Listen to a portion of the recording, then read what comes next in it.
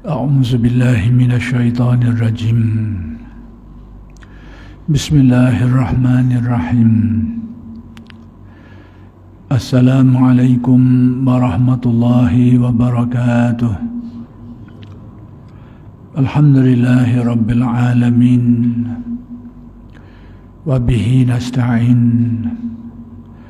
اللهم صل على سيدنا محمد النبي الأمي وعلى آله وصحبه وسلم. رب اشرح لي صدري ويسر لي أمري واحلل عقدة من لساني يفقه قولي ولا حول ولا قوة إلا بالله العلي العظيم. إلهي أنت مقصودي ورضاك مطلوبي، أعطني محبتك ومعرفتك. الحمد لله والشكر لله.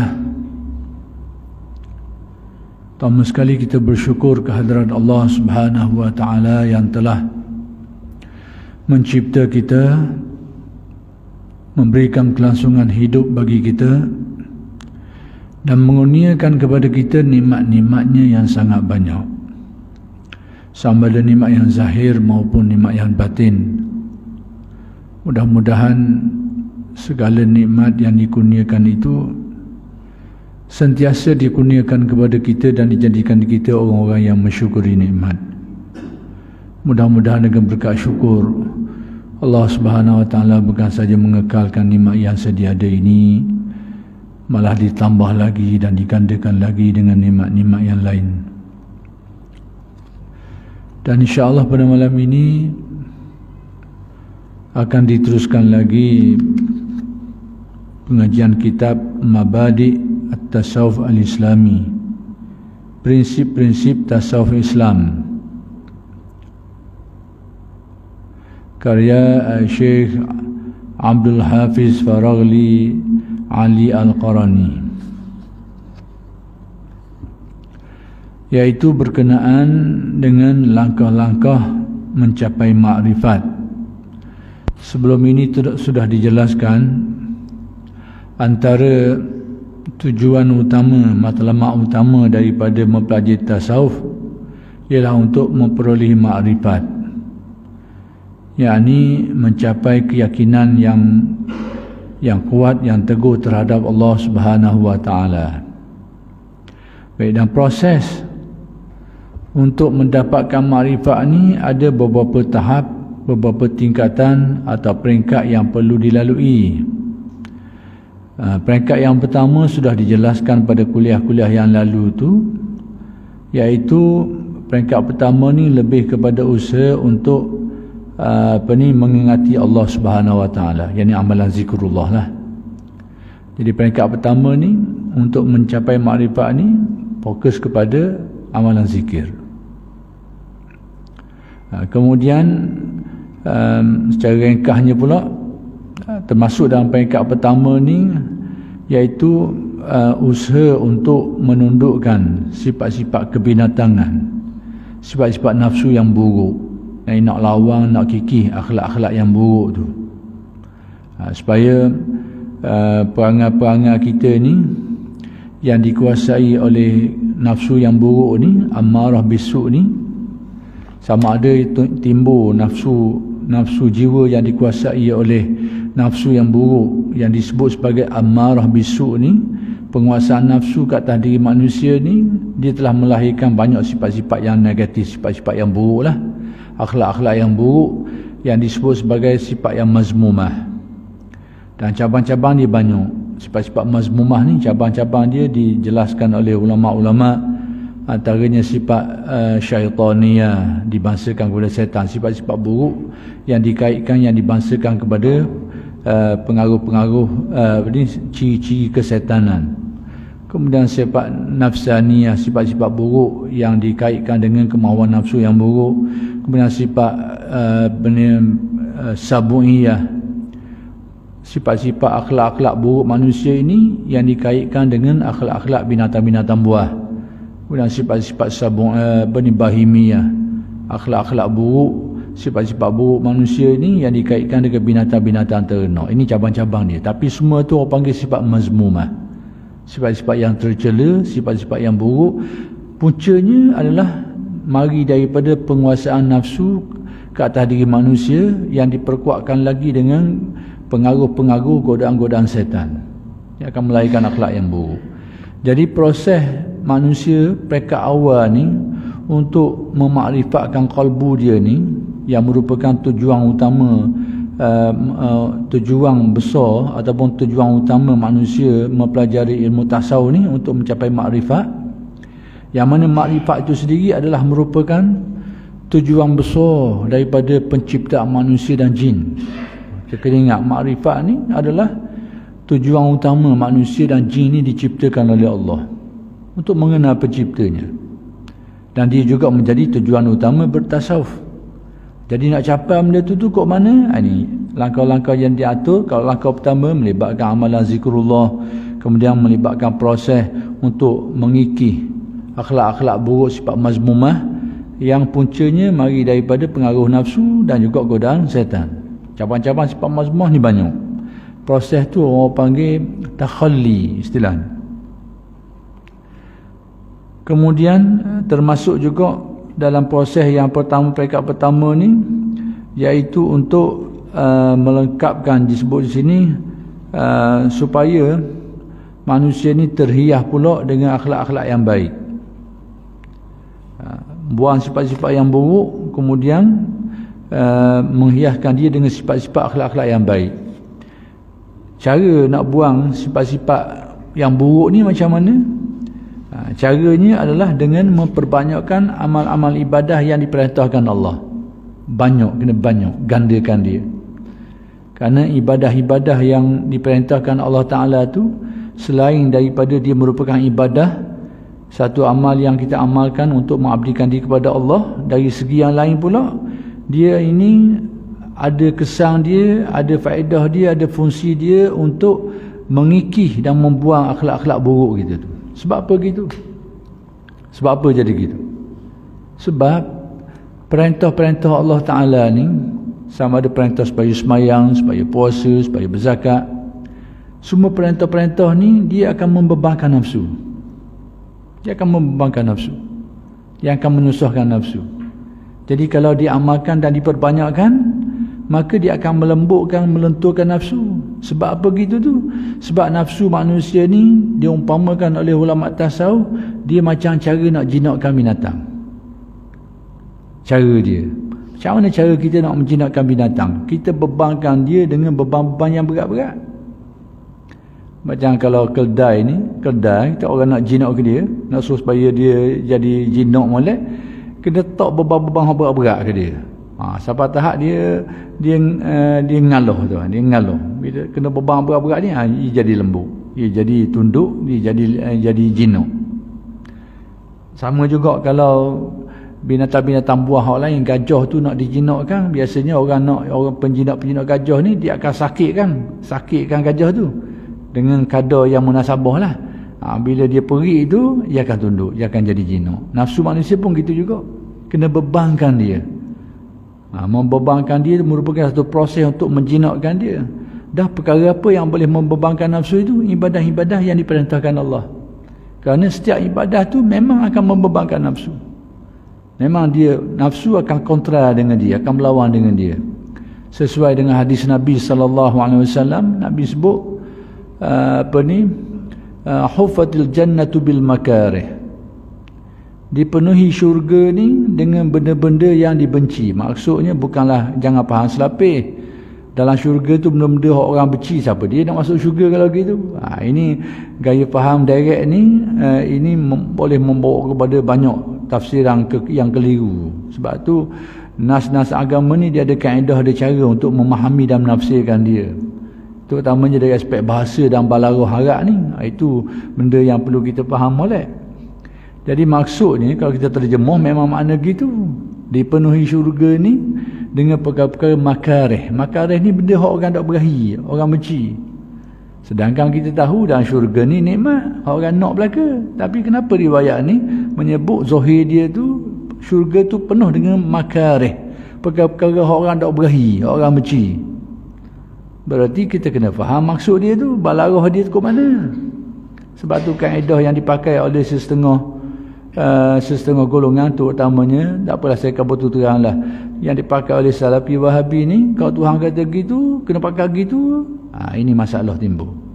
Bila temu dengan hadis-hadis macam ni sama ada banyak cara, sama ada faham salah atau tolak hadis tu, dia akan jadi macam tu. Dan saya pernah dengar ada orang yang faham macam ni, akhir sekali dia kata apa? Hadis ni dhaif, padahal hadis ni sahih. Khufatil jannatu bil makarih.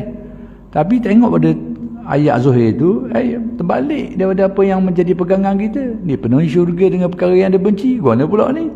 Kerana sedia maklum syurga ni tempat nikmat. Guana pula hadis sebut gini. Maka dia akan berada pada keadaan tadi. Jadi setengahnya mengambil sikap dia dhaifkan ataupun dia mungkarkan hadis ni. Kerana dia anggap berlawang, padahal riwayatnya sahih.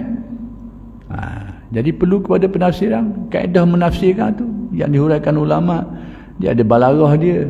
Balarah ni banyak jenis balarah Arab ni. Jadi difahami cara mudah nak faham riwayat ni. Dipenuhi syurga itu dengan perkara yang anda benci, dengan erti sesuatu yang menjadi sebab seseorang tu dibalas dengan syurga di dunia ni. Benda tu orang benci. Di dunia ni. Bukan dalam syurga tu orang benda benci. Balarah dia gitu. Atas dunia ni benda tu orang tak berahi, orang benci. Tapi amalan itulah dia akan memenuhi, akan mengakibatkan seseorang tu mendapatkan yang syurga. Cuma balarah harap ni kabut dan syurga tu benda yang dibenci, tapi bukan dalam syurga tu, atas dunia ni. Amalan-amalan tu itulah yang akan menyebabkan manusia dapat ganjaran syurga. Sifatnya tu dibenci oleh nafsu. Maka ibadah-ibadah yang kita buat memang ciri dia macam tu. Sebab itu ulama tasawuf menetapkan kaedah untuk mengikis akhlak buruk kita ni, kita bebankan nafsu kita dengan riadah, mengamalkan amalan-amalan itu yang digandakan. Kalau kita berat masalah nak semayang, kita selain daripada kewajipan-kewajipan tu, laksanakan hak sunat-sunat lah. Bagi yang cukup, bagi yang ada ruang tadi tu, maka memperbanyakkan amalan tu menjadi beban kepada nafsu. Bila nafsu dibiasakan beban tu, akhir kali dia jadi dorok, jadi lemah, dia jadi jinnu. Itu salah satu cara. Jadi peringkat permulaan manusia nak mencapai makrifat ni, itu antara perkaranya, iaitu mengikis akhlak-akhlak buruk, perangai-perangai buruk, sifat-sifat buruk dengan cara amalan-amalan yang diperintahkan Allah Ta'ala ni, dengan cara diperbanyakkan. Jadi amalan-amalan ini kalau kita tak mengaji ilmu dia, kita tak nampak. Kita tak mengaji ilmu tasawuf. Kalau kita mengaji ilmu tasawuf, kita akan nampaklah perkara ni. Tapi kalau kita hanya mengaji ilmu fiqh, kita tahu hukum hakam, halal haram, sah batal je. Ibadah tu adalah kita laksanakan kita laksanakan ibadah tu adalah untuk mengabdikan diri kepada Allah. Memang betul kita tak ada masalah. Tetapi ibadah yang sama juga dia ada fungsi lain. Fungsi mengikis akhlak-akhlak buruk. Kalau kita malas berzikir, tebang awang. Malah tu membebankan dia. Jadi banyak-banyak akhir kali dia lembut, jadi lunak, jadi biasa. Dan jadi lembut, barulah dia luruh molek. Itu cara dia. Apa-apa saja amalan yang diperintahkan Allah ni memang membebankan dia.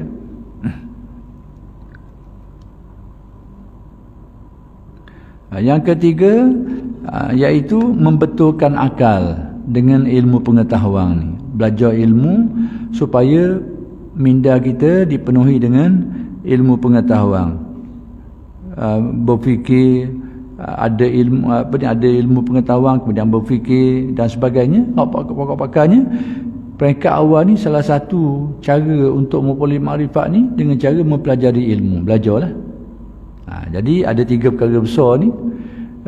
Peringkat pertama untuk mencapai makrifat iaitu dengan mengamalkan zikrullah.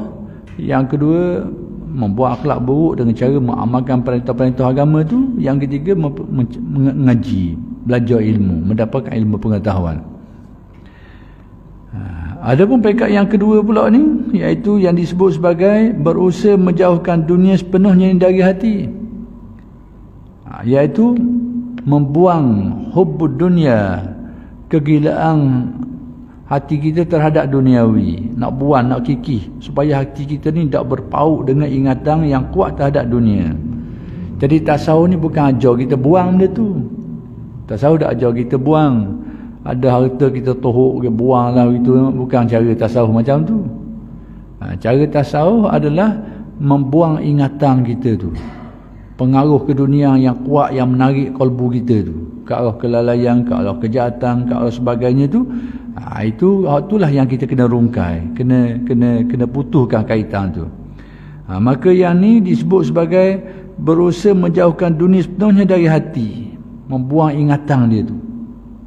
Bukan membuang bendanya, membuang ingatan dia tu. Dan macam mana nak buang ingatan dia tu? Iaitu antaranya jalan zikrullah lah, supaya hati ingat kepada Allah, sedar tentang Allah Ta'ala, tahu tentang hakikat dunia. Bila manusia kenal hakikat tu, maka tarikan pautan terhadap duniawi itu dengan sendirinya akan jadi longgar.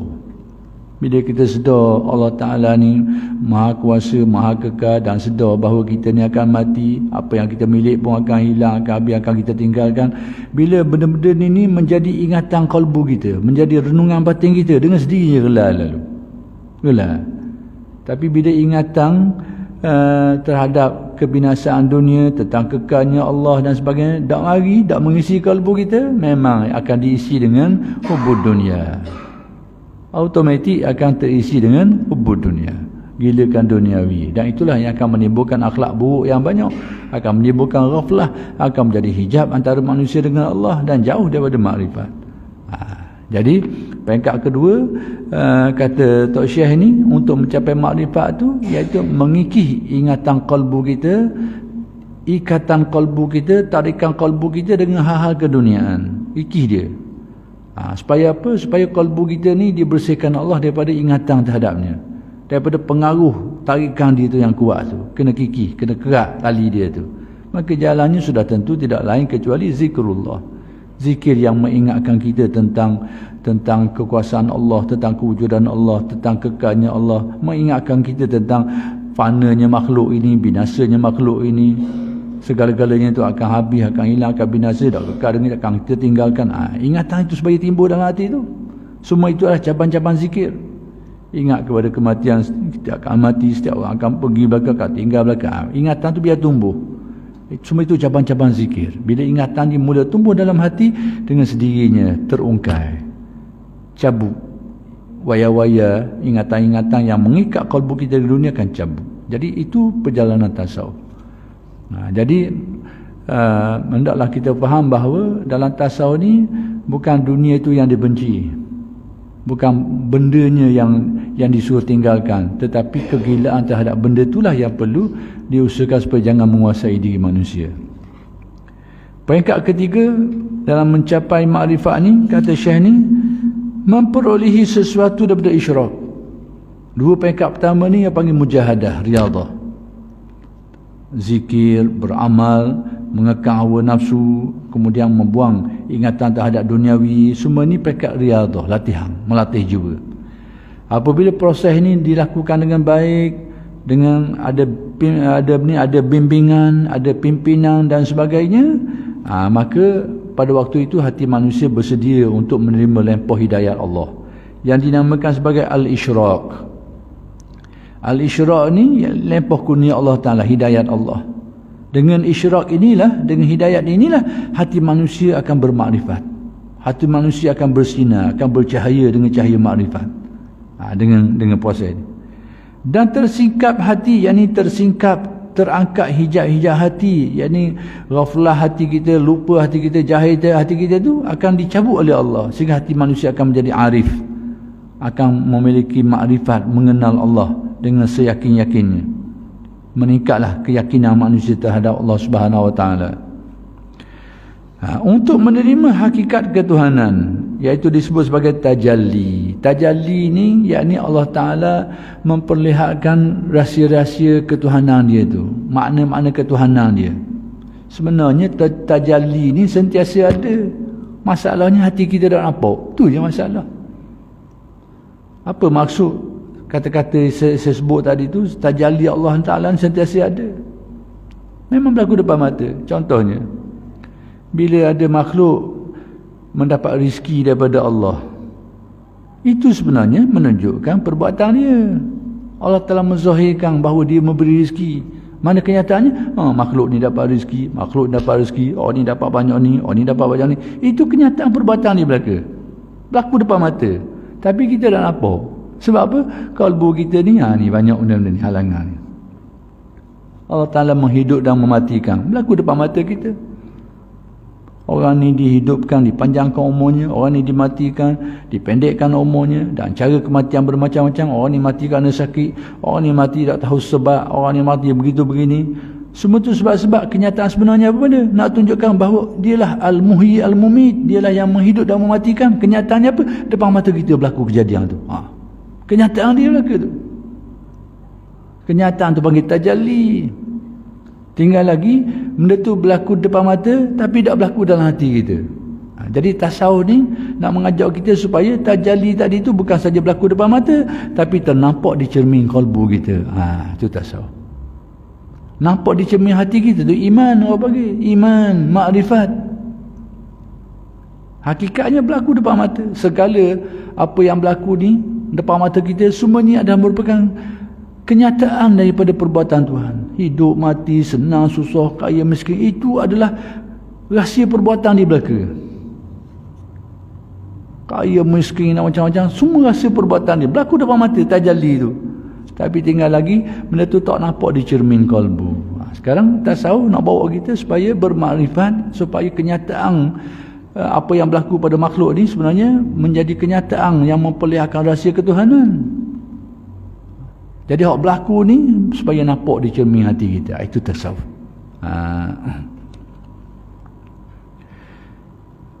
Hal ini menjadi sempurna dengan jalan berfikir. Perkara ini diperolehi dengan baik dengan jalan berfikir. Berfikir ni orang panggil muraqabah dalam istilah tasawuf.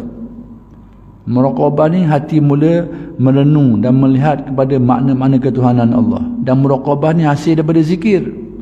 Olehnya kita tak dapat merenung dengan baik rahsia ketuhanan Allah ni kecuali hati itu dijinakkan dulu dengan jalan zikir. Bila zikir tu dah diteguhkan hati kita dengan zikrullah tadi tu, barulah hati mula senang untuk ingat kepada makna-makna ketuhanan Allah tu. Kalau tidak, tidak mari benda tu. Tidak mari. Yang ni tak dapat mengingatinya dengan baik. Jadi hal ini menjadi sempurna dengan jalan berfikir tentang kejadian langit dan bumi. Jadi berfikir ni dalam istilah tasawuf dipanggil muraqabah. Macam saya sebut tadi tu, istilah ahli tasawuf, merenungi. Sekarang kita renung semua, tapi pandangan kita tengok dari sisi lain. Kita renung, berfikir tentang alam, tentang kejadian, tapi kita pandang alam ini dari aspek lain. Mungkin dari aspek kerja kita, aspek bisnes kita, kita tengok fikir ni gini begini macam-macam. Sekarang dari sudut tasawufnya benda yang sama, supaya fikiran kita tu mengarah kepada melihat rahsia-rahsia Tuhan pada kejadian tu. Kau tu. Nak bawa ke situ. Pertukaran siang dan malam sama juga. Ada orang tengok siang dan malam tapi dari sudut lain, dia belajar ilmu falak. Maka nak tengoklah pukul berapa siang, malam, matahari, fenomena tu. Maka dalam tasawuf ni, fenomena yang sama, macam mana fenomena itu menjadi cerminan manusia dapat faham rahsia gerak perbuatan daripada Allah Ta'ala. Rahsia dia tu. Nak faham kot lagi situ. Serta selalu melakukan zikrullah, zikir muraqabah. Ini inti kepada jalan mencapai makrifat. Dengan menghadirkan hati, yakni pekat usaha kita ni, kita mengamalkan zikir, cuba berfikir dan bermuraqabah dengan usaha kita dulu. Kerana jalan tasawuf ni bermula dengan jalan usaha. Tapi sempurnanya tasawuf itu dengan jalan kurnia. Jadi peringkat berzikir, bermuraqabah itu peringkat usaha kita. Bila sampai waktunya, Allah Ta'ala buka pandangan tadi, memberi keyakinan. Itu bahagian kurnia dia. Gabungan dua ni lah yang membentuk, yang menjadi makrifat. Menjadi makrifat yang dikenaki dalam tasawuf. Baik, hal ini bertepatan dengan firman Allah Subhanahu wa taala, apa yang disebut pada peringkat ketiga ni, iaitu berzikir dan bermuraqabah sehingga hati itu jadi bersih, lalu menerima isyraq, yakni lempah kurnia Allah taala, lalu melihat tajalli, kenyataan daripada rahsia ketuhanan Allah. Maka ayat ini berkait dengan perkara itu, iaitu firman Allah, inna fi khalqis samawati wal ardi wa ikhtilafil laili wan nahari laayatin liulil albab alladhina yazkuruna Allaha qiyaman wa qu'udan wa 'ala junubihim wa yatafakkaruna fi khalqis samawati wal ardi rabbana ma khalaqta hadza batilan subhanaka faqina adzaban nar. Baik, apa maksud ayat ni? Yang bermaksud, sesungguhnya pada kejadian langit dan bumi dan pada pertukaran malam dan siang ada tanda-tanda kekuasaan. Baik, ada tanda-tanda tu dalam tasawuf panggil tajalli. Kejadian alam semesta ni semuanya adalah menjadi tanda kepada kekuasaan Allah. Bahasa ahli tasawuf, semua ni adalah tajalli, penzahiran daripada rahsia ketuhanan dia. Allah Ta'ala ni zat yang maha suci, yang tak dapat dicapai hakikatnya. Kena pegang gitu, kena ingat tu suti tu. Ni akidah kita ni berdasarkan faham Ahlussunnah wal Jamaah, antara perkara yang perlu kita faham, pegang kukuh-kukuh, antara sifat Allah Ta'ala itu mukhalafatuhu lil hawadis. Allah Ta'ala ni tidak sama dengan segala makhluknya, rahsia, segala rahsia, tak ada orang boleh capai hakikat dia tu. Cuma kita yakin kewujudan dia atas dalil-dalil yang ada ni, dalil alam semesta, dalil menerusi nabi-nabi dan rasul-rasul. Percaya kita kepada Tuhan, tapi guana Tuhan tu rahsia, segala rahsia, tak ada orang mampu mencapai hakikat dia tu. Kena pegang buah ni. Ini pegang faham Ahlussunnah wal Jamaah, sehingga Tuhan tu tidak boleh dikaitkan dengan sifat-sifat yang memiliki anggota ke, ada sifat mempunyai keanggotaan tertentu, bertempat situ, bertempat sini. Itu bukan semua tu, bukan faham Ahlussunnah wal Jamaah. Pegang ni suti, jaga-jaga ni. Ini fitnah besar hari ni dari pemikiran Salafi Wahabi ni, bawa kita mensifatkan Tuhan ke arah memiliki keanggotaan, ada anggota tangan, kaki, ke arah tu. Mula-mula dia teraksa dulu, lama kau jelas. Jaga-jaga akidah ni. Akidah ni menurut faham Ahlussunnah wal Jamaah rosak. Kalau kita bahasa kat, membatalkan iman. Cuma Ahlussunnah ni dia tidak pakai sistem ta'yin, tidak tak apa orang tu orang ni, kerana takut salah, silap. Cuma menyatakan secara umum, siapa yang pegang akidah ni batal, rosak iman dia. Betul. Siapa-siapa dia, itu serah pada Allah. Cuma dia beritahu secara umum. Kerana sifat Ahlussunnah ni dia takut nak ta'yin, takut salah. Sebab apa? Kalau kita salah membatalkan iman orang, tersilap, tak kena, secara automatik dia akan balik kepada orang yang menghukum itu dengan secara automatik. Sebab tu Ahlussunnah dia bimbang. Takut apa? Takut kadang-kadang orang ni jahil lah, takut dia ni syubhah lah, ataupun ada kekeliruan lah, ada kemungkinan macam-macam. Tapi dia menyatakan siapa yang pegang akidah macam tadi tu, rosak akidah dia tu. Itu faham Ahlussunnah wal Jamaah. Dan itu bukan faham yang meyakini Tuhan ada rupa ke, ada tempat ke, itu bukan faham Ahlussunnah wal Jamaah. Siapa dia nak pegang akidah tu, silakanlah, peganglah. Cuma saya nak beritahu, itu bukan faham Ahlussunnah wal Jamaah sejak daripada zaman awal sampai kan zaman kita hari ni.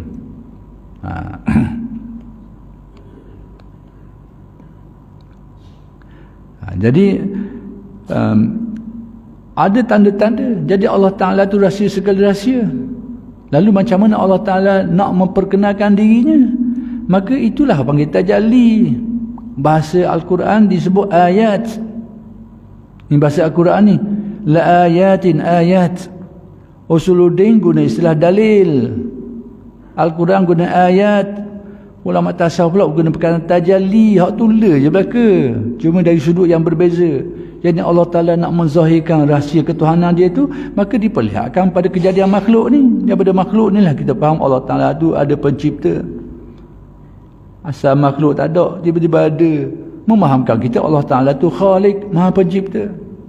Tengok pula makhluk ni, sifat-sifat dia, semua sifat-sifat pada makhluk ni cerminan yang memperlihatkan rahsia ketuhanan dia. makhluk-makhluk ni pula ada rupa.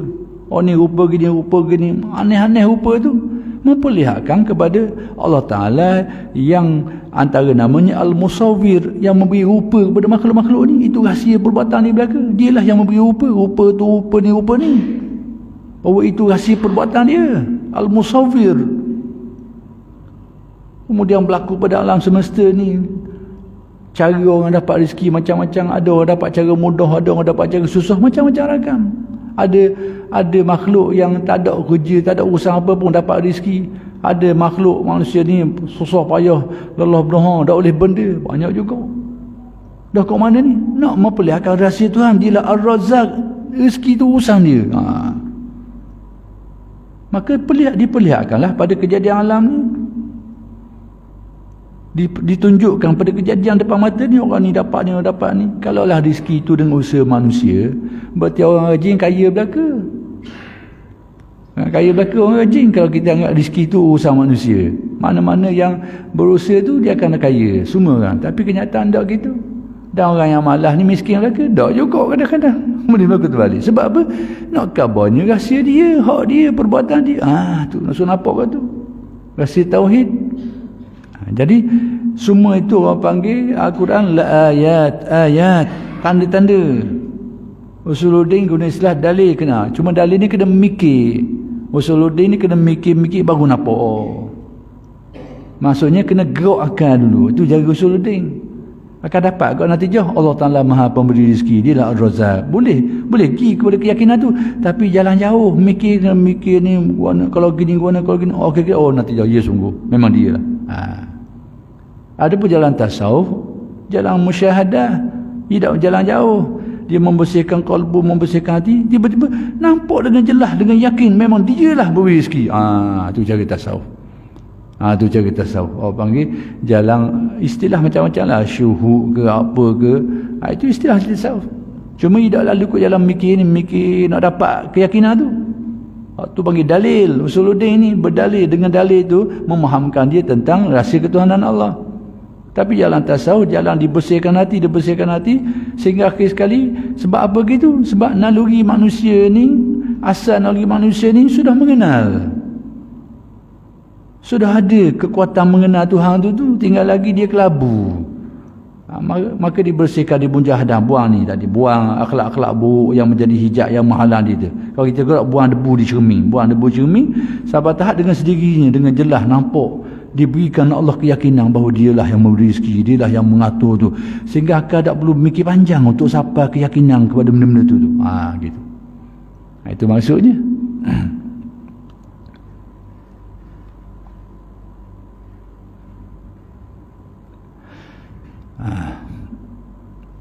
Baik. Ada tanda-tanda kekuasaan, kebijaksanaan dan keluasan rahmat Allah sebagai tanda kepada rahsia ketuhanan dia lah, bahasa mudah. Bagi siapa? Bagi orang-orang yang berakal. Jadi yang nampak tu adalah orang-orang yang berakal. Ini terjemahan. Hak sebenarnya ayat-ayat Al-Quran digunakan istilah ulul albab, cuma diterjemah sebagai orang berakal. Jadi terjemahan ni tak salah, tapi kurang tepat sikit. Terjemah hak betulnya, yakni orang-orang yang memiliki pandangan mata batin, ulul albab ni. Orang yang ada memiliki pandangan mata batin. Jadi kejadian langit dan bumi ni menjadi dalil, menjadi tanda tentang rahsia ketuhanan Allah. Bagi siapa? Bagi orang yang ulul albab, orang yang ada pandangan mata batin. Maksudnya apa yang berlaku pada langit dan bumi ni, kejadian ni memang kenyataannya itu dalil kepada Tuhan. Cuma orang-orang ni nampak tak nampak. Tu dia. Manusia ni nampak tak nampak. Maka manusia yang nampak benda tu dipanggil arif, orang yang ada kearifan hatinya. Orang yang tak nampak itu dipanggil jahil, atau dipanggil sebagai ghaflah dan macam-macam perkara lagi lah. Tu dia.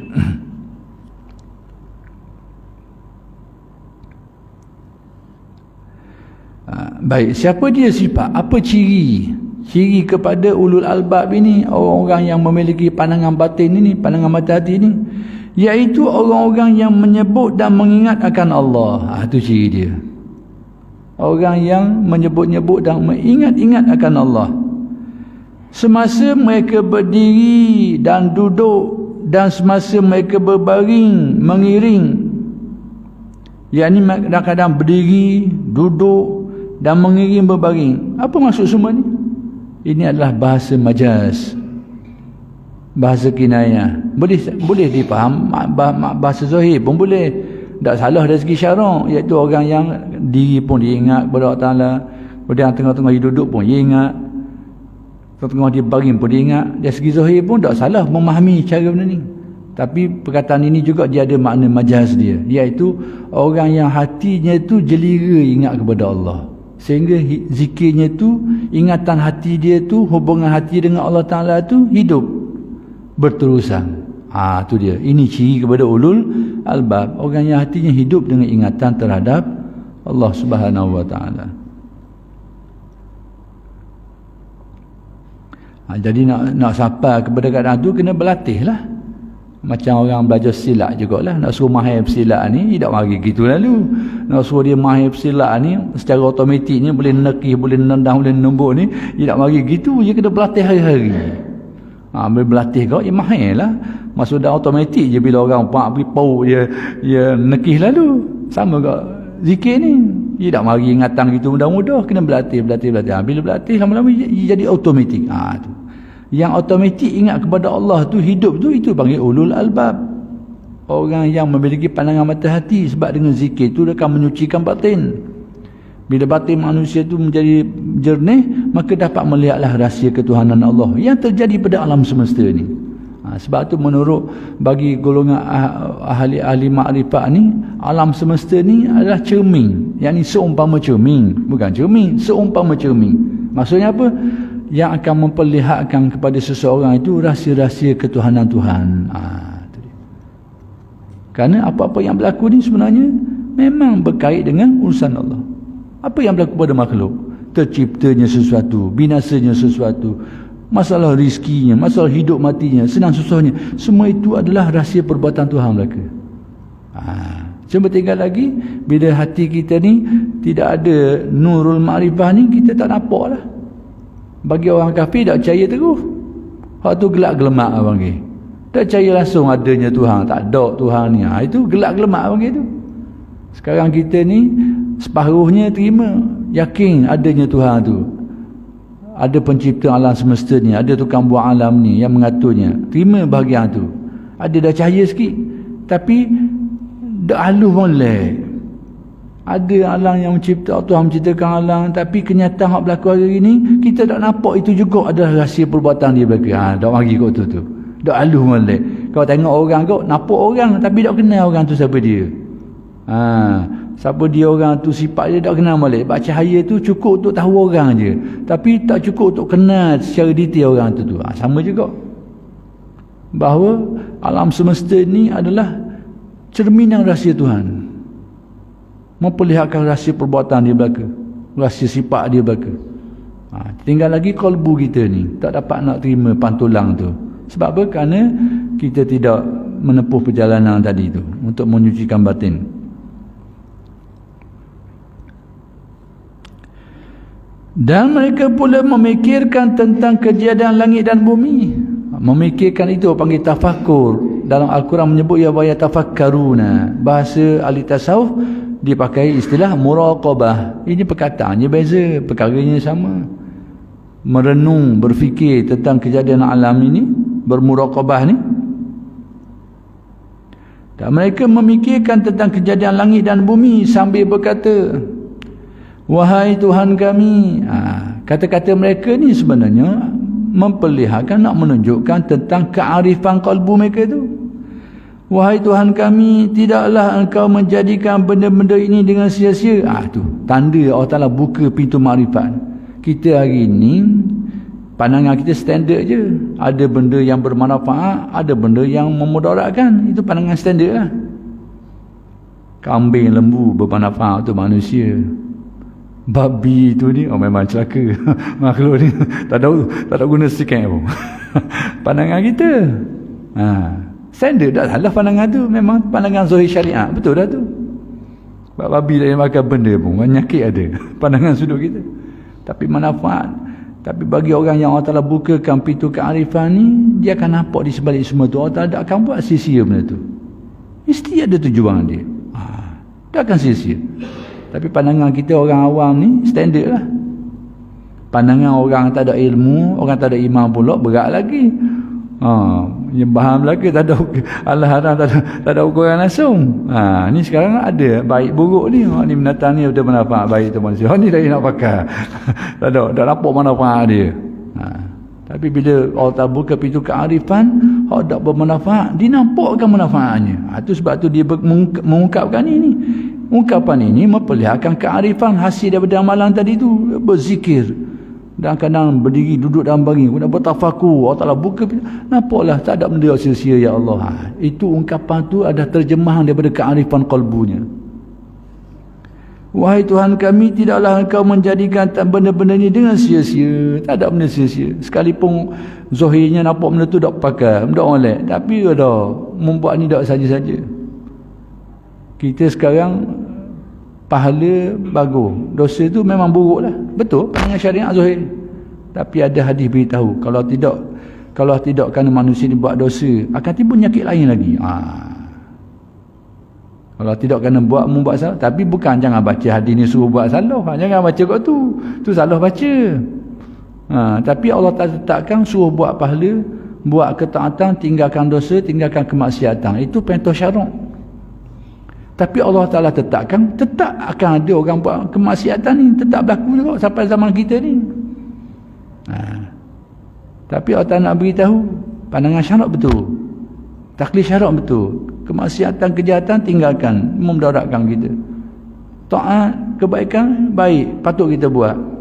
Tapi Tuhan kata kalau manusia tak buat dosa, dia ada hal lain pula, penyakit lain. Tu hak diberitahu dalam sesetengah riwayat, maka demikianlah perkara-perkara lain lagi. Hak yang kita nampak uduh-uduh tu, tapi jadi juga dari sudut ketuhanannya, dia ada kebaikan, ada rahsia dia pula. Tapi kita ni tidak ditaklifkan dengan benda tu, ditaklifkan dengan syarak ni, dengan baik buruk, iman kufur, dengan taat dan kufur ni, dengan ketaatan dan maksiat. Kita kena jaga bahagian tu. Cuma bahagian kearifan Allah Ta'ala buka rahsia tu pula. Ini ada kisah yang menarik yang berlaku kepada Zunnun al-Misri. Zunnun al-Misri ni merupakan salah tokoh ahli makrifat Mesir, tokoh ulama, tapi malangnya dia banyak difitnah orang, sehingga akhir sekali orang pandang buruk dia. Orang ramai terpengaruh depan alim ulama yang ada pada zaman dia, yang tak faham, tak tahu keadaan sebenar ni, mungkin dengar cerita gitu je, akhir kali banyak pandang buruk ke dia. Tapi walau apa pun menjadi sunnatullah, sekalipun dipandang buruk oleh ramai orang, tetapi adalah orang yang akan faham keadaan dia tu, yang tahu dan mengakui kebenaran jalan dia tu. Ini berlaku pada Zunnun al-Misri. Dia sejarah awliya ni macam-macam ragam. Ada yang diterima oleh orang ramai, macam Syekh Abdul Qadir Jalan ni, orang terima belaka, soho dia, tak ada orang pandang buruk dia. Tiap ada setengah awliya ni menjadi fitnah zaman dia tu, orang pandang uduh dia, pandang macam-macam. Pattern berbagai-bagai sejarah perjalanan ahli-ahli orang-orang soleh dahulu kala. Maka Zunnun tu masuk jenis tu, jenis orang pandang buruk banyak ke dia. Orang panggil Zunnun ni sebab itu bukan nama betul, nama betul Sauban. Tapi disebabkan kerana Allah Ta'ala menzahirkan kemuliaan daripada dia, bila dia naik kapal orang tuduh dia, ada sedagam mata tu hilang barang dagangan, orang tuduh ke dia. Jadi dia pun tak kata benda. Tapi oleh kerana dia ni duduk senyap ni, duduk nepek senyap jauh daripada orang ni, maka orang mengesyoki tinggi dia lah. Seolahnya orang syok, mu duduk senyap, mu ni berkali. Orang tuduh, nak ambil tindakan macamnya ke dia. Maka Allah Ta'ala zahirkan macam mana. Maka Allah Ta'ala timbulkan ikan-ikan dengan mulut-mulut, mucung mulut dia tu ada mata-mata. Jadi dia kata, akhir sekali Zunnun dengan setelah Zunnun berdoa, setelah dia minta kepada Allah supaya ditunjukkan keadaan sebenar, maka mustajab. Maka Allah Ta'ala tunjuk dengan cara tadi tu, timbulnya ikan-ikan dengan bawa mata-mata, sehingga dia kata kepada sedagam mata dia, ambillah bagian munak mana-mana, ambillah munak. Baru orang sedar dia, rupanya ni kita silap orang ni, salah orang. Tapi nak cerita ni, macam mana dia Allah Ta'ala beri buka pintu makrifat ke dia ni. Dia dalam satu perjalanan, dia lalu kok tepi sungai. Kerana Zunnun ni orang orang yang memperoleh makrifat dengan jalan pengalaman hidup dia. Dia tepuh dengan jalan pengalaman hidup. Allah Ta'ala buka jalan makrifat dia banyak dengan jalan menempuh perjalanan macam ni. Dia lalu kok tepi sungai ni, dia lalu. Tiba-tiba dia jumpa dengan kala jengking. Kita pada sudut pandangan syarak, kala jengking ni binatang memudaratkan. Dan syarak membenarkan kita membunuhnya sekiranya kita menghadapi mudarat dia tu. Macam kalau kita jumpa kala jengking di rumah kita, maka boleh kita bunuh. Tapi jangan pergi cari dalam hutan tu, liar-liar tu, ada kait dengan kita, jangan pergi cari bunuh belaka, janganlah. Tapi kalau memudaratkan kita dari segi hukum syaraknya, boleh kita bunuh. Ular ke apa ke. Jadi kala jengking ni tiba-tiba dia temu kala jengking ni, masa berdepan dengan dia lah. Jadi mungkin dari sudut pandangan syaraknya boleh membunuh, dan dia nak bunuh kala jengking tu. Bila dia nak bunuh, kala jengking ni lari ke tebing sungai. Dia nampak nak bunuh ni lari. Tapi dia ni orang yang selalu berfikir merenung. Dia tengok apa benda ni, nak bunuh dia, dia lari. Tiba-tiba dengan takdir Allah, tepi-tepi sungai tu ada katak besar duduk tepi tu. Jadi kalau jengking ni pergi nampak atas katak tu. Katak tu bila kalau jengking nampak atas belakang dia, berenang lalu, berenang. Kita tahulah kalau jengking ni bukan jenis macam katak boleh berenang gitu. Tapi ditakdirkan Allah, katak tu jadi perahu dia. Nampak atas katak berenang, jemberang ke sungai-sungai sebelah sana. Zunub perhati duk tengok apa benda rahsia ni. Bila sampai ke seberang di sana tu, dia pun nampak ada seorang pemabuk. Orang tengah mabuk ni tengah minum, tengah mabuk ni. Mabuk tepi tebing sungai alik tu sebelah tu. Ni nampak, mungkin benda tu dekat tak jauh mana lah, ni nampaklah. Tengah-tengah mabuk tu. Dan tiba-tiba dia mabuk tu dekat dengan sarang ular. Dekat sarang ular, dan ular tu nak patut dia. Maksudnya ada kata kau dia akan mati dengan patukan ular tu lah. Tapi apa yang berlaku, Zunub perhati ni, kalau jengking tadi tu hak tupang katak tu pergi ke tempat tu. Dia sampai batas dia tu, dia pun turun. Apa yang kalau jengking ni buat? Dia pergi sengat ular tu. Jadi tak jadi ular ni patut orang ni. Orang ni pula bila dia tersedar, dia sedar hampir-hampir mati dengan patukan ular. Tapi diselamatkan oleh kala jengking ni. Lalu dia bertaubat kepada Allah. Bila dia tengok keanehan tu, aneh macam mana, dia kata aku hampir-hampir mati, tiba-tiba selamat dengan kala jengking ni. Dia pun faham ini gerak daripada Allah Ta'ala. Jadi dia kata apa? Dia kata aku ni tengah-tengah buat maksiat pun diselamatkan Allah. Lalu macam mana kalau aku jadi orang yang taat? Dia mikir tu. Dia pun bertaubat. Baru Zunub nampak, tengok binatang aku nak bunuh dia, aku kata jahat, rupanya selamatkan, menyebabkan orang bertaubat kepada Allah. Tu dia. Ni orang dah nampak. Ni subhanaka tadi tu.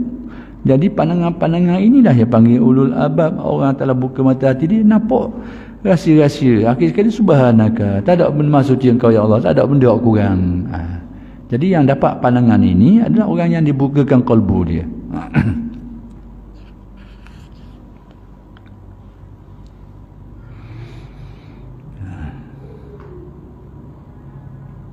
Baik, maka peliharalah kami dari azab neraka. Jadi dia sedar, orang yang ulul albab ni akhir sekali mendapati Allah Ta'ala buka dalam hati dia tu rahsia hikmah kejadian Allah, sehingga melihat tak ada benda yang sia-sia. Tidak ada benda yang sia-sia. Sebab bila kita melihat ini tidaklah membawa kepada batalnya iman, tapi tak molek, sudut pandangan tak gemah. Bila kita tengok ada benda-benda yang tak ada faedah, tak sia-sia, secara tak langsung. Kalau secara langsung mungkin boleh rosak juga. Secara tak langsung, seolah membayangkan Tuhan ni buat kerja benda-benda, ada benda yang tak ada faedah. Itu benda yang tidak bagus dari segi ketauhidan. Tapi kalau kita iktikad kita, Tuhan ni ada benda buat sia-sia, batal iman kita pula. Sekarang tak begitu. Tapi secara tak langsung tu, bila kita tengok ada benda yang sia-sia ni, secara tak langsung mengarah ke situ juga, memperlihatkan bahawa pandangan iman kita tu tak kukuh molek. Tapi bagi orang yang seperti ni, ahli makrifat ni, Allah Ta'ala jauhkan dia daripada itu, sehingga dia nampak tak ada benda yang sia-sia. Semuanya itu ada hikmah kebijaksanaan dia, ada rahmat dia, ada rahsia dia belaka. Lepas tu kita tengok pandangan-pandangan ahli tasawuf kadang-kadang aneh. Dan tak heranlah orang kata ahli tasawuf ni gila. Sebenarnya dia tak gila. Bukan gila, dia tak gila, tapi watak dia tu macam orang gila. Tu. Jadi orang panggil macam orang gila, orang panggil gila, dia tak gila. Tapi keadaan dia tu aneh. Keanehan dia banyak sudut. Nak bagi contoh saya. Ada apa ni, seorang sahabat Nabi ni, iaitu nama seorang yang zuhud dengan sahabat Nabi ni. Orang tanya dia tentang apa ni, ada orang tanya kepada Sayyidina Ali tentang kata-kata, saya dah lupa sahabat Nabi ni, orang yang terkenal dengan kezuhudan dia lah, Abu Zar Al-Ghifari. Jadi orang tanya tentang kata-kata Abu Zar Al-Ghifari ni, apa yang Abu Zar kata? Demi Allah, sakit itu lebih aku suka daripada sihat. Agaknya siapa dia pasal gini? Sakit lebih dia suka dari sihat. Tanyalah siapa dia, tak ada orang mikir pasal ni. Sama ada orang tu orang yang duduk dajah tadi ataupun orang gila. Orang gila mungkin jawab gitulah. Dia lebih senang sakit daripada sihat. Jadi jawapan tu ada kemungkinan orang gila pun mungkin jawab gitu, ataupun orang ahli makrifat. Jadi nak beritahunya, orang tanya Sayyidina Ali tentang kata-kata Abu Zar ni, demi Allah, miskin itu lebih aku suka daripada kaya. Sakit itu lebih aku suka daripada sihat. Baik, faham baik-baik kata-kata dia ni, jangan salah faham. Salah faham boleh bawa persepsi yang salah. Maksud kata-kata Abu Zar ni, dia kata kalau dibandingkan antara dua keadaan, antara kaya dan miskin, aku lebih suka miskin. Sebab apa jadi gitu? Maka dapat dipahami dia lebih suka miskin ni kerana mungkin pada waktu kaya dia bimbang. Kalau dia kaya ni mungkin dia akan jadi lupa, jadi lala, jadi terbabah. Maka dia rasa kalau dah miskin aku lebih terjaga. Itu maksud dia aku miskin lebih aku suka daripada kaya. Bukan berarti tidak suka kaya. Jangan faham kau tu. Jangan kau faham ahli tasawuf ajar ni supaya tak suka kaya, ataupun hak tadi hak lebih lagi tu, sakit lebih aku suka daripada sihat. Jadi yang dia katakan begitu tu, iaitu mungkin dia rasa kalau aku tengah sihat ni, kaki aku ni panjang sikit, mungkin aku panjang sikit, jadi nano, jadi baharamban sikit tengah sihat ni. Bila aku sakit ni, sedar diri sikit aku. Jadi mungkin dia sedar macam tu. Sebab tu dia kata sakit tu lebih aku suka daripada sihat. Jadi maksud kata-kata dia tu, dalam dua keadaan tu mungkin dia lebih senang dengan keadaan tadi tu, dari segi dia mungkin lebih dekat dengan Allah berbanding dengan keadaan selagi tu. Tapi jangan kita faham ahli tasawuf ajaran dia tu supaya tak suka kepada kesihatan, tak suka kepada kesenangan. Jangan faham kau tu. Ini bandingan antara dua ni. Antara dua ni hak mana lebih baik? Dia tak khabar, tapi dia tak khabar bahawa dia ni tak suka kepada sihat. Dia tak khabar dia tak suka kepada senang. Dia tak kata gitu. Cuma banding antara dua ni, hak ni lebih dia suka. Kena faham balik. Kalau tidak, kita akan beri persepsi yang salah. Kita akan kata jangan tasawuf tak betul ni, ajar orang supaya jangan suka kepada sihat ni, jangan suka kepada senang, jangan suka. Itu berlawang. Baik. Apa kata-kata dia ni? Bila orang tanya kepada Sayyidina Husain, kata-kata Abu Zar ni, jawapan Sayyidina Husain, dia kata rahimahullahu Abu Zar. Mudah-mudahan Allah Ta'ala beri rahmat kepada Abu Zar ni. Maksud kata-kata Abu Zar ni betul. Nak kabarnya dia berada pada satu tahapan yang khusus, yang bukan macam orang ramai. Waliknya orang ramai, sudah pasti tanya siapa dia pun, dia akan lebih suka kaya daripada berbanding miskin. Itu standard jawapan. Orang akan suka sihat berbanding sakit. Itu jawapan standard. Tapi kalau ada orang suka terbalik, ada rahsia dia. Tidak saja. Sebab apa orang ni dia lebih suka, kalau dibandingkan antara kaya, miskin dan kaya, dia lebih suka miskin. Jangan anggap saja tu. Dia nak benda ni kerana ada benda yang dapat, yang orang lain tak faham, tak nampak. Kenapa dia lebih suka miskin, sakit daripada sihat?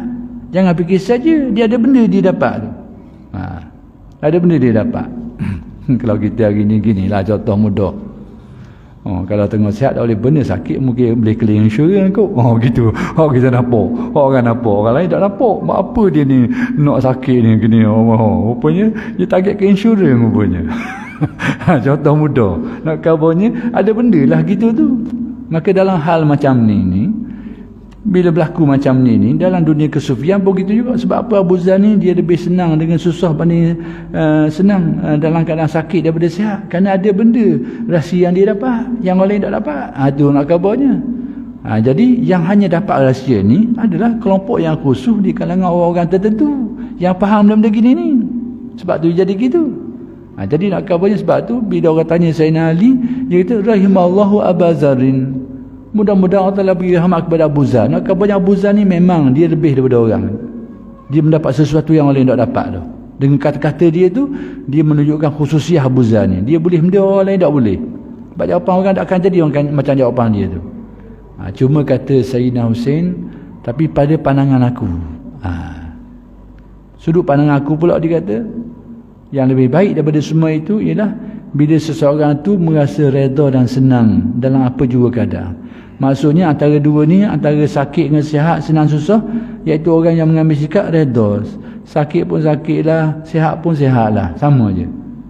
Susah pun miskin lah, kaya pun kayalah. Dua-dua tu senang. Kata Sayyidina Hussein, yang ni lebih baik pada pandangan aku. Itu nak beritahu. Jadi nak kabarnya bahawa pandangan standard kita ni begitulah sifat dia. Maksudnya kita akan lebih cenderung kepada yang senang daripada yang susah. Cuma kalau ada yang berlaku tu, tu saya nak khabar bahawa perangai Tok Wali ni sebenarnya perangai dia tu pelik. Kalau kita dengar ada orang perangai macam ni, memang kita akan kata dia orang gila. Kita kata gitu. Tapi ada kemungkinan berlaku orang gila semua boleh jadi, tapi dia ada makna-makna kewalian pun boleh jadi juga. Jadi sebab apa? Sebab kepelikan dia tu menyebabkan orang tuduh aulia sebagai gila. Kerana dia tu tak macam orang lain. Tak ada orang jawapan gitu.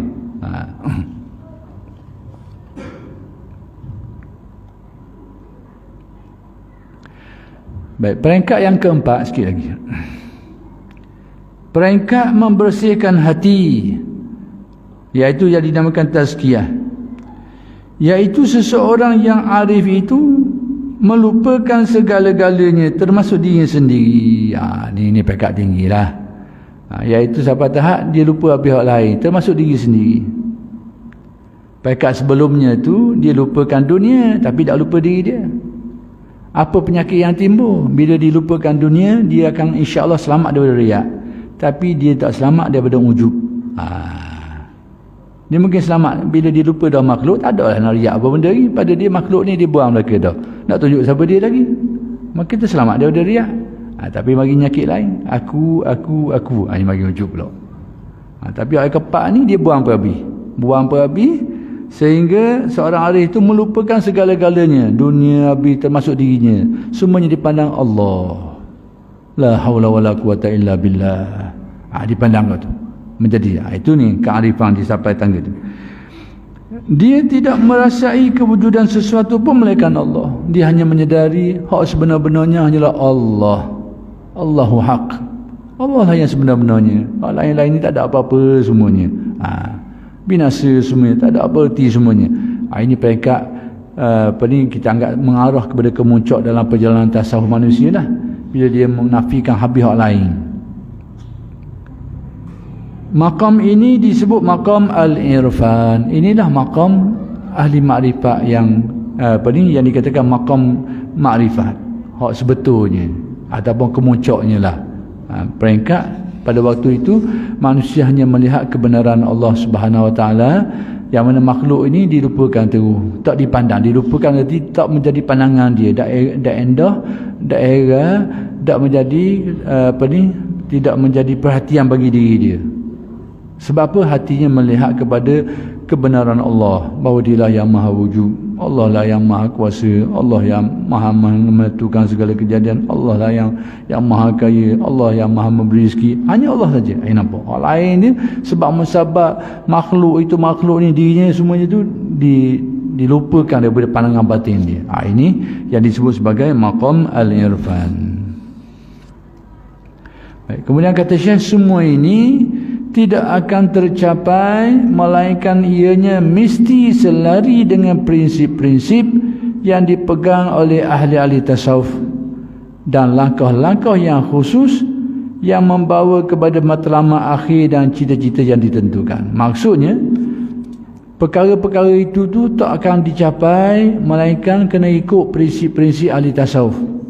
Maksudnya kalau dah ikut prinsip-prinsip ahli tasawuf, kaedah-kaedah yang ditetapkan ahli tasawuf, maka perkara tadi tak akan tercapai. Contohnya apa benda? Contoh prinsip tasawuf ni, iaitu seperti seseorang tu mengambil sikap tak ikut jalan syariat. Maksudnya dia tak laksanakan perintah Allah, syariat Allah Ta'ala, dia langgar. Dia tak ikut, dia tak patuh perintah semayang, dia tak buat perintah puasa, dia tak buat, dan larangan-larangan dia langgar dan sebagainya, dia tak ikut. Sedangkan salah satu daripada prinsip tasawuf itu bersyariat, yakni melaksanakan perintah Allah. Tiba-tiba dia ikut jalan ni, mengabaikan syariat Allah Ta'ala, perintah-perintah Allah Ta'ala ni, dia akan sampai kepada yang dimaksudkan itu. Demikian juga prinsip-prinsip yang lain dah disebut, antaranya mesti seseorang tu ada perguruan dia tu, dia belajar guru, tiba-tiba dia pakai redah ikut suka dia je, insya-Allah tak akan sampai kalau dia dah ikut prinsip-prinsip. Itu maksud kepada kata Syekh ni, bahawa untuk mencapai maksud tadi tu dia kena ikut prinsip-prinsip yang ditetapkan dalam ilmu tasawuf. Kaedah-kaedah yang ditetapkan ilmu tasawuf, kalau dia ikut, insya-Allah dia akan mencapai apa yang dimaksudkan itu. Baik, hal ini dijelaskan dalam beberapa titik perbicaraan berikut. Perkara ini akan dijelaskan pada perkara-perkara yang akan dinyatakan selepas ni. Baik, saya nak ambil saja. Iaitu pertamanya, tasawuf diasaskan berdasarkan prinsip-prinsip tertentu yang perlu dipegang oleh setiap murid, sehingga matlamat yang ingin dituju itu tercapai. Baik, prinsip-prinsip itu ialah, saya nak ambil pertama sikit je pun ambil, iaitu perjanjian ataupun al-ahdu. Apa maksud perjanjian al-ahdu? Jadi dalam tasawuf hari ni orang panggil bai'at, talqin dan bai'at. Ada orang takut dengan istilah talqin ni sebab dia ingat talqin ni alamat nak mati, ataupun dikaitkan dengan orang mati. Padahal talqin itu salah satu daripada prinsip-prinsip bertasawuf. Talqin dengan maksud mendapat pelajaran secara direct, secara langsung daripada guru.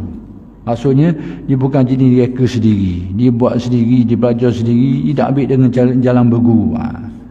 Talqin ni diajar oleh guru dia ajar, bimbing dia, beri pedoman kepada dia. Itu syarat bertasawuf. Jadi kata-kata ulama tasawuf berkaitan dengan berguru ni banyak sekali lah. Saya nak tutup dengan satu kisah.